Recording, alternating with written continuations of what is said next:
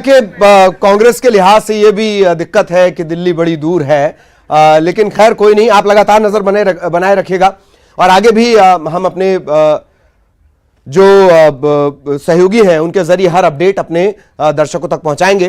परिदृश्य बदलते रहते हैं, राजनीतिक परिदृश्य कैसे बदलते हैं वही आप इसके जरिए समझ जाइए। ऐसे ही राजनीतिक परिदृश्य बदलते रहते हैं, लेकिन हर बदलते परिदृश्य पे हमारी नजर लगातार बनी रहती है। सबसे बड़े नेटवर्क हम हैं।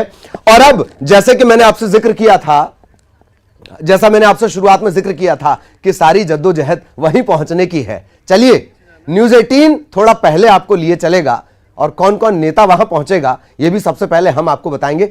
सीधे आपको विधानसभा परिसर लिए चलते हैं और वहां पर बेहद खास पैनलिस्ट मौजूद हैं और वो आपको नजर आ रहे होंगे।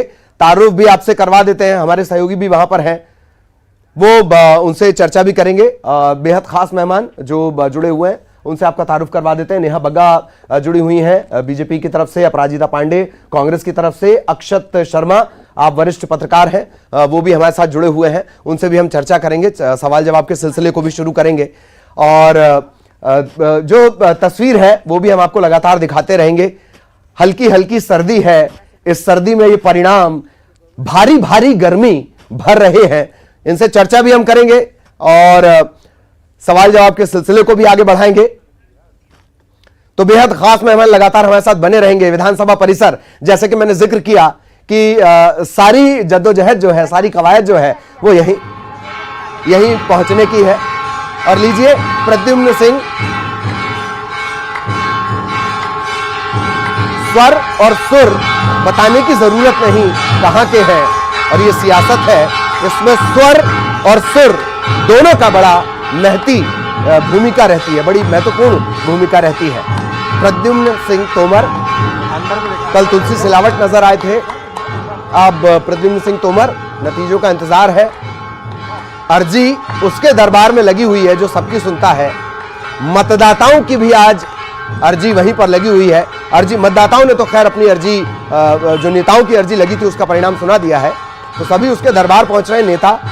वोटर जो 3 तारीख तक भगवान था, अब उसकी सुध कब ली जाएगी ये बड़ा सवाल उसी वोटर के लिए। बहरहाल तस्वीरें देखते रहिए, बहुत दिलचस्प तस्वीरें, रोचक राजनीति, मध्य प्रदेश की रोचक होती राजनीति की ऐसी ही तस्वीरें ये लगातार आपको पूरे कैंपेन के दौरान नजर आई हैं। लोटन लेटन साष्टांग दंडवत, ये सब आपने सुना होगा मध्य प्रदेश की राजनीति में इस चुनाव के दौरान, इस उपचुनाव के दौरान। यही वजह है कि मैं शुरुआत से कह रहा हूं ये उपचुनाव नहीं बल्कि विधानसभा चुनाव से कहीं ज्यादा महत्वपूर्ण और अहम हो चले हैं। सरकार की योजनाएं हैं आत्मनिर्भर मध्य प्रदेश बनाने की, केंद्र सरकार की योजनाएं हैं आत्मनिर्भर इंडिया बनाने की। सवाल यह है कि मतदाता ने किसे आत्मनिर्भर सरकार बनाने का जनादेश दिया है, ये अभी थोड़ी देर बाद धीरे धीरे साफ होगा। वो यहाँ मनसापूर्ण हनुमान पर आए हुए हैं। मनसापूर्ण हनुमान जी का ये दरबार है और इस दरबार में उनकी जो अर्जी है वो इस वक्त लग रही है। मैं तस्वीरों में दिखाना चाहूंगा कि यहाँ पर आप देख सकते हैं जो पूजा पाठ का दौर है वो चल रहा है। और ग्वालियर में ये जो पड़ाव पुल के पास में मनसापूर्ण हनुमान हैं, उनके बारे में ये कहा जाता है कि यहाँ जो भी आता है वो खाली हाथ नहीं जाता। अब देखना होगा कि चुनाव से पहले तो दोनों ही पार्टियों के जो प्रत्याशी हैं वो यहाँ पर आए थे, तो एक बात तो तय है कि किसी न किसी को तो खाली हाथ जाना पड़ेगा।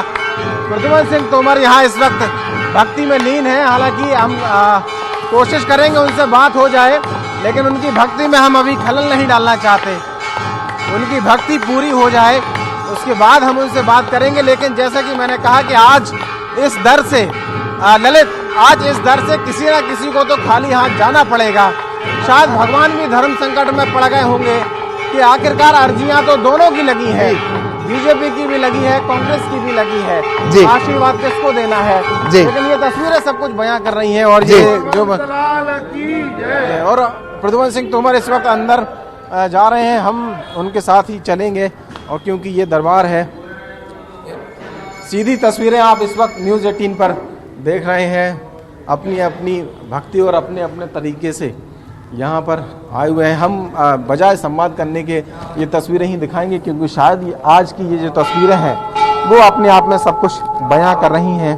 और वो दंडवत इस वक्त है मनसापूर्ण हनुमान मंदिर है, ये पड़ाव पुल के पास में। जैसा कि मैंने कहा कि सिद्ध मंदिर यहाँ माना जाता है ग्वालियर में, वहाँ उन्होंने अपनी अर्जी लगाई है। तो प्रद्युमन सिंह तोमर ग्वालियर सीट से प्रत्याशी हैं, बीजेपी के मंत्री भी हैं मध्य प्रदेश सरकार में। उनका भविष्य क्या होगा, क्या वो मंत्री रह पाएंगे, क्या आज के नतीजे उनके पक्ष में आएंगे, ये बहुत सारी बातें हैं जो आज साफ हो जाएंगी। मतगणना शुरू हो चुकी है और प्रद्युमन सिंह तोमर को आप इस वक्त सीधे एक्सक्लूसिवली देख रहे हैं मनसापूर्ण हनुमान से।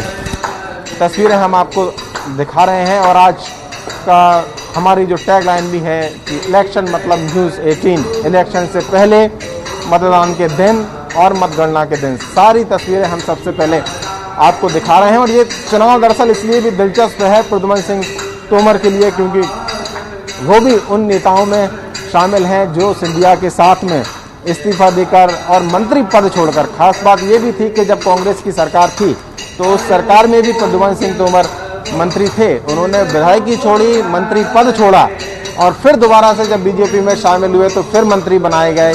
लेकिन अब उनके मंत्री पद को लेकर आज स्थिति साफ होगी, क्योंकि आज जो नतीजे हैं वो नतीजे आज सामने आना है। हम बार बार उनसे कोशिश करना चाहते हैं कि संवाद करें, लेकिन ये मंदिर और आस्था का जो सैलाब है वो इस वक्त प्रद्युमन सिंह तोमर के साथ में उमड़ रहा है। मैंने कहा भी कि ये हालांकि मनसापूर्ण हनुमान है, यहाँ से कहा जाता है कि कोई भी भक्त खाली हाथ नहीं जाता, लेकिन आज भगवान भी दुविधा में है। और दुविधा में इस वजह से हैं कि बीजेपी और कांग्रेस दोनों ही भक्त उनके पास आए हैं, अपनी अपनी अर्जी लगाने आए थे। और अब देखना होगा कि उनकी अर्जियां कितनी मंजूर हो पाती हैं और कितनी मंजूर नहीं हो पाती हैं। लेकिन कहीं ना कहीं ये जो भक्ति का माहौल है उसमें हम तस्वीरों में दिखा रहे हैं। प्रद्युमन सिंह तोमर जी, आज आप भगवान का आशीर्वाद लेने आए हैं, क्या उम्मीद है आपको?